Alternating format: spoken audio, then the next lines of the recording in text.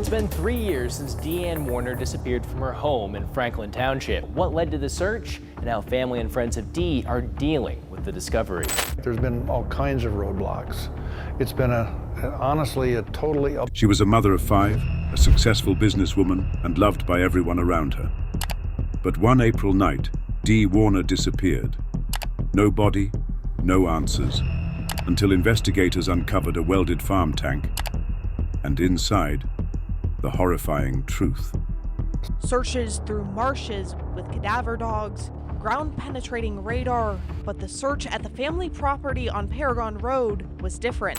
Hardy says although he came to terms with Dee's soul being gone long ago, it's hard to know her remains were so. At 10:52 p.m. on April 24th, 2021, Dee Warner's phone sent its last message, a single letter, K. It was cold, short, and unlike her. That one letter would haunt investigators for years. Dee, a 52-year-old mother of 5 from Lenawee County, Michigan, had been missing since that night. For her family, silence became more painful than any answer.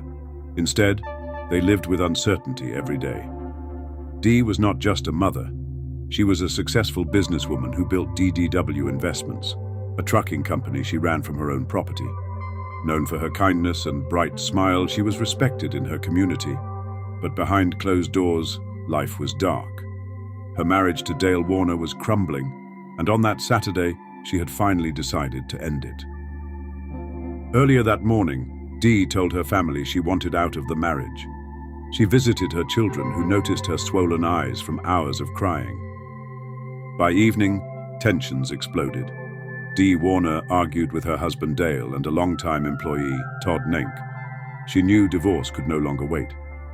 At 8:34 p.m., she sent her daughter to a friend's house, unknowingly protecting her from what came next.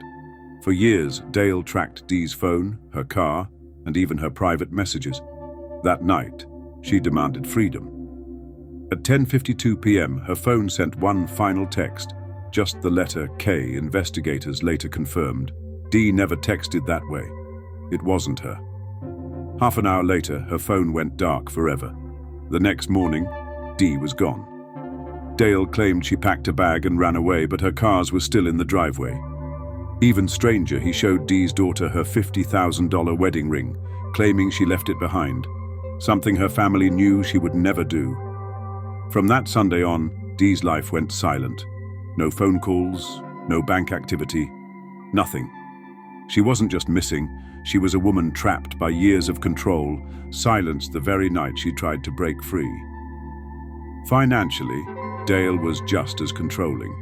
Dee was the founder and primary owner of DDW Investments, but Dale had slowly gained control over the accounts and operations. While she worked non-stop to keep the business running, Dale spent money recklessly, draining resources that she had built from nothing. When Dee previously tried to leave, Dale's words were not those of a man hoping to reconcile. According to court documents, he told her he had already been through one divorce and would not go through another. It was not a plea, it was a threat.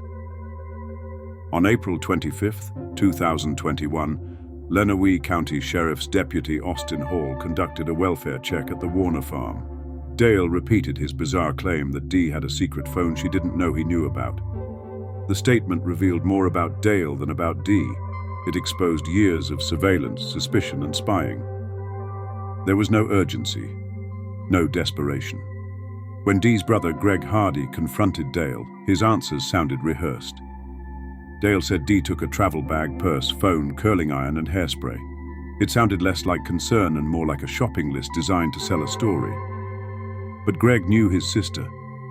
She would never abandon her vehicles, her thriving business, or most of all, her young daughter. In the days that followed, Dale's actions only deepened suspicion.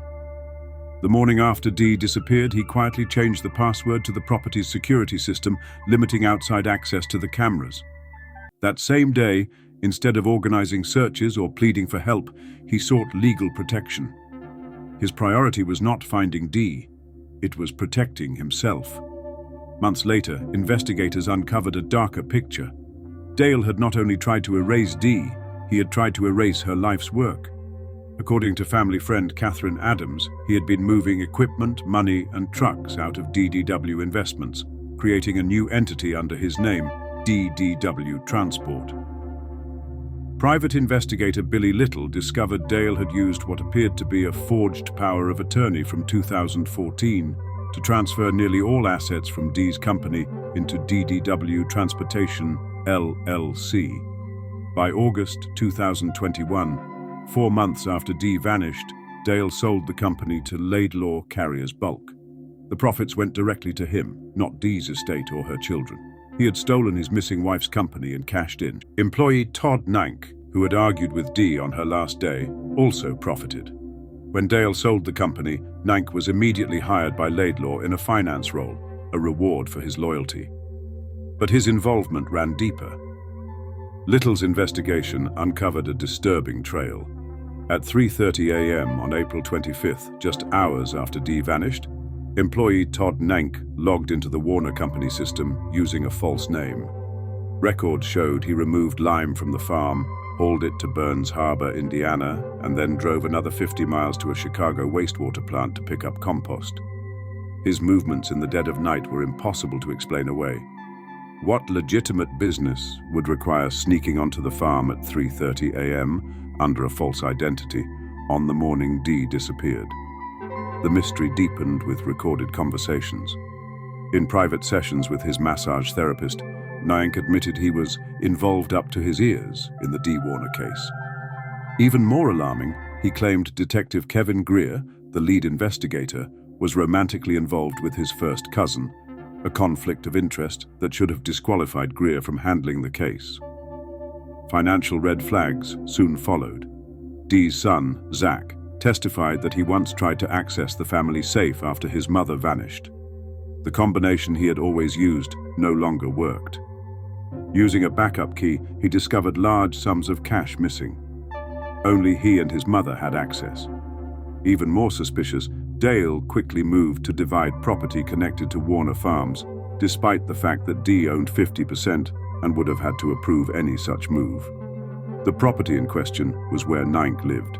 He had purchased it under a land contract, but was nearly $50,000 behind on payments. After Dee's disappearance, he suddenly stopped paying altogether, as investigator Billy Little dryly noted. Funny how after Dee goes missing, Todd never makes another payment. Dee Warner's story reminds us that even the darkest secrets can't stay buried forever. Justice is only beginning, and we'll be here to follow every step. If you want more true crime stories like this, don't forget to like, subscribe, and turn on notifications. On August 17, 2024, Michigan State Police executed a search warrant at Dale Warner's property on Paragon Road, just 4 miles from Dee's home. Investigators zeroed in on a barn containing an anhydrous ammonia tank, a large metal container normally used for fertilizer. This one, however, had been resealed and repainted.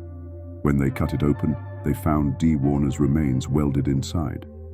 On August 22nd, the Jackson County medical examiner confirmed her identity through dental records. Her death was ruled a homicide.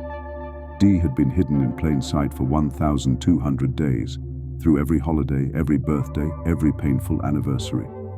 All the while, her body lay just miles away, sealed inside a farm tank disguised as ordinary equipment. This was not a crime of passion.